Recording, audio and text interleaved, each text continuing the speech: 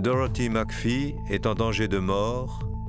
Une de ses artères peut se rompre à tout moment. L'opération normale consiste à ouvrir l'abdomen, une longue incision verticale.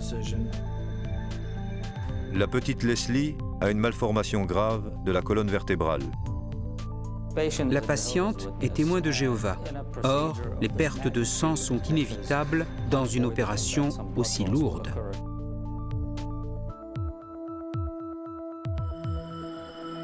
Deux opérations nécessaires.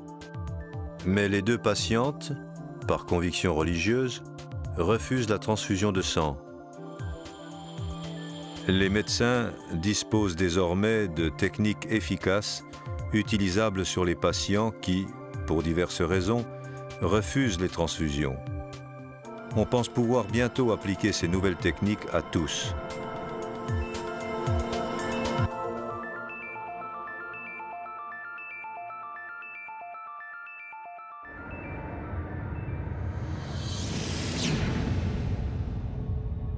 À l'aube du XXIe siècle, la société humaine se diversifie de plus en plus. Il y a partout un brassage de langues, de coutumes, de cultures et de croyances religieuses.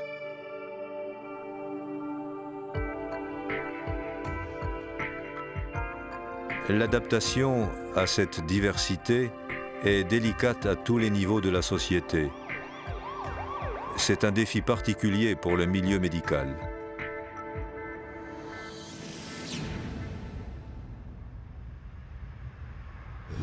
Nous vivons dans une société pluraliste. Le médecin a son propre système de valeurs, mais il se trouve face à des patients qui ont aussi leurs valeurs et des positions personnelles sur certaines questions. Il y a quantité de cultures ayant chacune ses particularités que nous, professionnels de la santé, devons comprendre. À mon avis, le médecin n'a pas seulement le devoir de sauver la vie. Son premier et plus grand devoir est de respecter le patient. Dans le passé, la profession médicale a eu parfois du mal à tenir compte des besoins d'un certain groupe religieux, les témoins de Jéhovah. En effet, les témoins de Jéhovah refusent les transfusions sanguines. C'était la décision la plus facile, parce qu'en aucun cas, je n'accepterai de sang. J'ai entendu transfusion sanguine et aussitôt j'ai dit non, non. Je ne pourrais plus me regarder en face si je reniais mes croyances et mon Dieu. La transfusion sanguine, non, impossible. Leur refus des transfusions était souvent mal compris.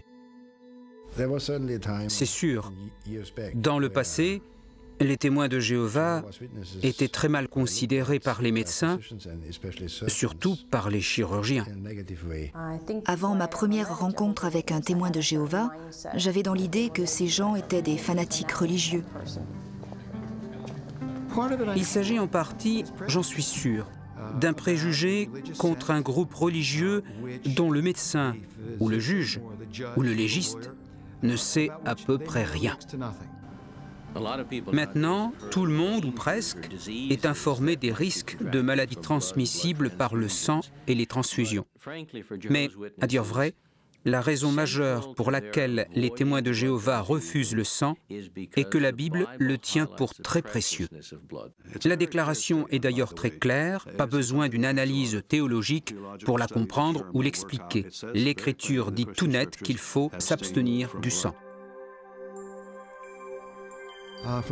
Du point de vue d'un non-croyant, ça semble un acte aberrant. Pour certains, ça va à l'encontre de la médecine. C'est mettre le patient en danger. Certains d'entre nous, dont moi, avaient l'impression que les témoins refusaient le meilleur traitement, qu'ils étaient contre les soins médicaux. Il était évident que je voulais qu'elle vive. Si je l'avais amenée à l'hôpital, c'était pour qu'elle guérisse. Je ne voulais absolument pas mourir. Je suppose que ça ne fait envie à personne. Ils ne cherchent pas à nous convaincre de les aider à se suicider. Ils veulent vivre, ils veulent des soins de qualité. Nous pouvons faire notre travail avec eux. J'ai compris qu'ils souhaitent les soins les meilleurs, à la seule exception du sang. Je pense qu'il faut tâcher de dissiper l'idée que les témoins de Jéhovah sont en quelque sorte des originaux.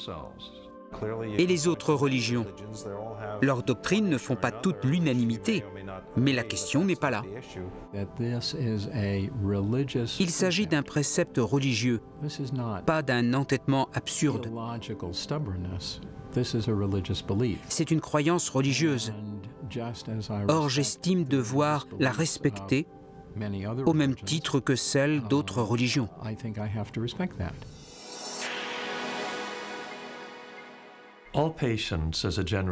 La règle est que tout patient a le droit de recevoir ou de refuser de recevoir un traitement après une discussion approfondie, franche et loyale avec le médecin traitant. Selon moi, le droit le plus fondamental du patient est le droit à l'autodétermination. Le droit qu'a tout patient de décider de ce qu'on va faire de son corps.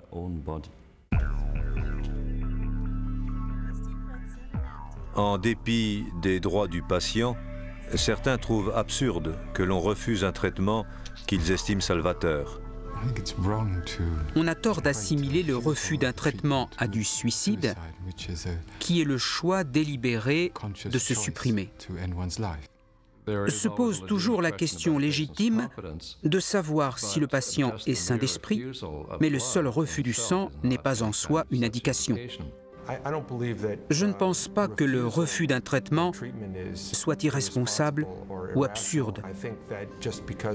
Si quelqu'un préfère ne pas prendre tel cachet ou tel liquide ou telle soluté, c'est son choix. Des patients refusent l'assistance respiratoire parce qu'ils ne veulent pas de canule. Tous les jours, des patients atteints de tumeurs malignes, d'un cancer, refusent tel ou tel traitement, chimiothérapie, ablation chirurgicale. Les patients qui refusent des traitements, ça n'a rien d'inhabituel pour moi, je ne prends pas ça pour une insulte personnelle. Ces données sont souvent occultées par des faits divers signalant des décès consécutifs au refus de la transfusion. Dire que quelqu'un est mort faute de transfusion, c'est superficiel et captieux. C'est schématiser à l'extrême un événement tragique. Il arrive rarement, voire jamais, qu'un patient meure parce qu'il a refusé une transfusion. On meurt à cause d'une maladie, d'un traumatisme ou des complications d'une opération. Vous savez, j'ai soigné plus de 200 témoins de Jéhovah. Je n'ai jamais perdu un patient pour n'avoir pas pu lui administrer du sang. Alors, pourquoi la transfusion reste-t-elle le traitement standard pour les pertes sanguines importantes? À mon avis, les médecins ont été bercés de l'idée qu'avec le sang, on donne la vie et que le sang est intrinsèquement bon pour vous. Le refus du sang dérange et préoccupe beaucoup de médecins parce qu'ils craignent de ne pas pouvoir soigner correctement leurs patients s'ils ne transfusent pas. Pour bien comprendre cette réaction des médecins, il est utile d'en savoir davantage sur le sang et la raison d'être des transfusions.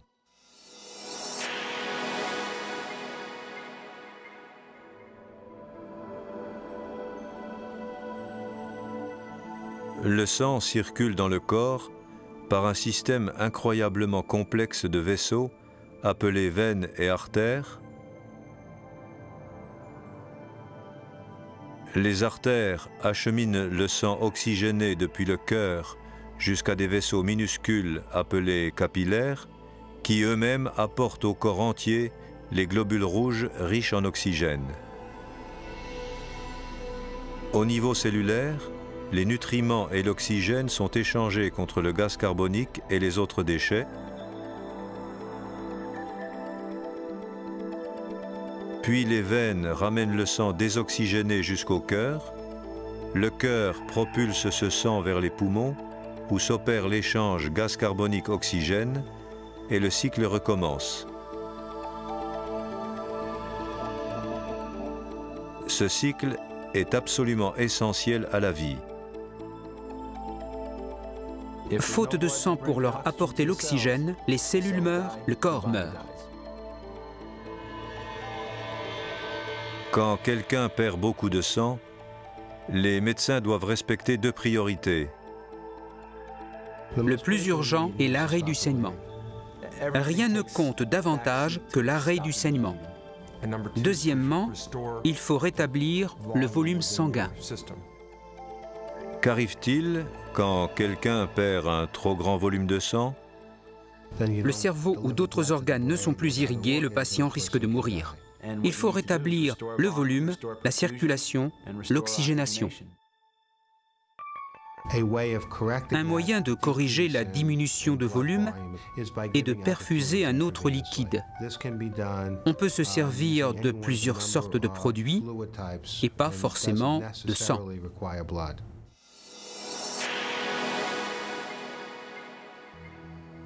De plus en plus de patients préfèrent se passer du sang pour des raisons personnelles.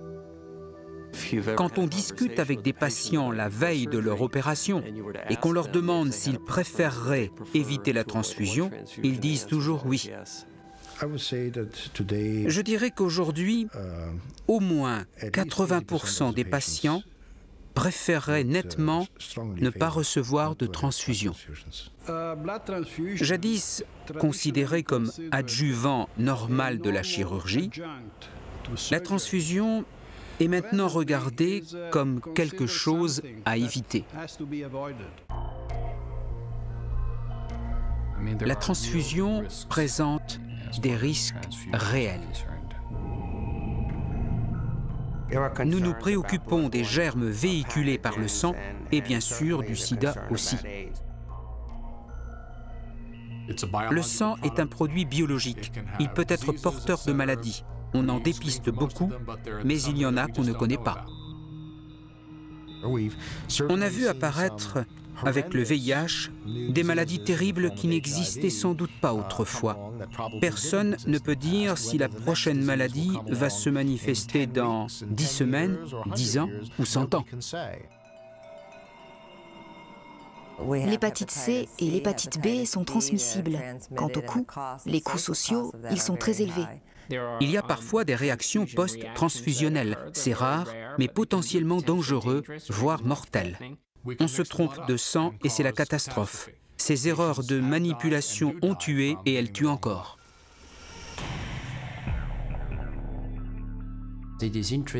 C'est intéressant de comprendre maintenant, au début des années 2000, que dans une certaine mesure, la transfusion n'a pas toujours les effets escomptés.